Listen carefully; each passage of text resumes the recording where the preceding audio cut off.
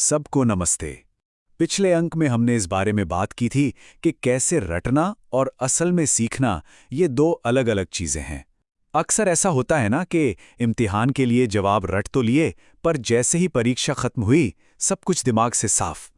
तो फिर सवाल ये उठता है कि अगर रटना सही तरीका नहीं है तो फिर है क्या? आज हम इसी सवाल का जवाब ढूंढने निकले हैं।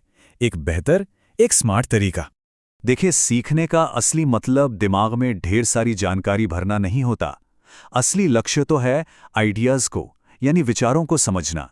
जब कोई चीज सच में समझ आ जाती है ना, तो दो बहुत ही कमाल की बातें होती हैं। पहली, वो जानकारी हमेशा के लिए दिमाग में बैठ जाती है, और दूसरी, उस ज्ञान को किसी भी नई सिचुएशन में इस्तेमाल किया जा सकता है। यही वजह है कि जो लोग कॉन्सेप्ट्स को समझते हैं वो अक्सर कम मेहनत में भी बेहतर नतीजे लाते हैं। इस बात पर कभी गौर किया है?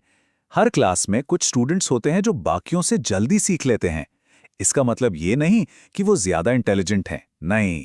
अक्सर इसका राज ये होता है कि वो रटने की बजाय समझने पर अपना ध्यान लगाते हैं। यहाँ रटने और समझने का फर्क बिल्कुल साफ है। रटना मतलब बस शब्दों को याद करना। यह हमारी मेमोरी तो भर देता है, पर इसे भूलना भी उतना ही आसान है। वहीं दूसरी तरफ है समझना। ये किसी आइडिया की तह तक जाना है। इससे सोचने की शक्ति बढ़ती है और वो ज्ञान हमेशा साथ रहता है। ठीक है, तो अब आते हैं मुद्दे पर।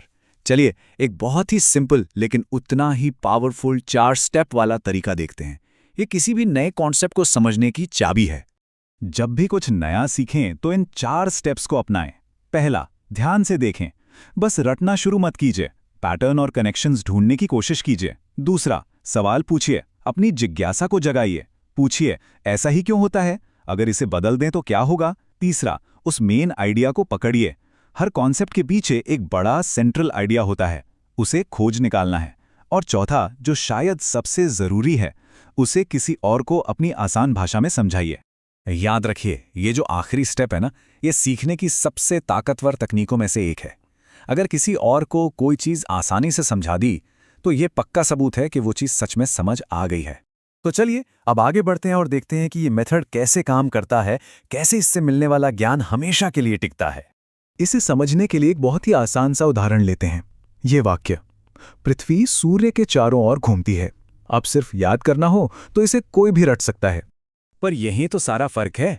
रटना मतलब बस शब्दों को याद कर लेना, लेकिन समझने का मतलब ये जानना है कि दिनों रात क्यों होते हैं, मौसम क्यों बदलते हैं और असल में पृथ्वी स्पेस में कैसे चलती है।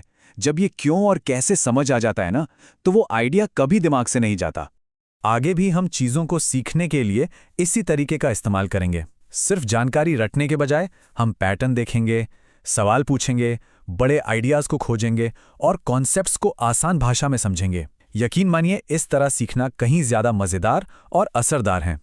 तो आज की इस पूरी चर्चा का सार क्या है? सीधी सी बात है, सीखना मतलब सिर्फ जानकारी रटना नहीं है। सीखना विचारों को समझना है।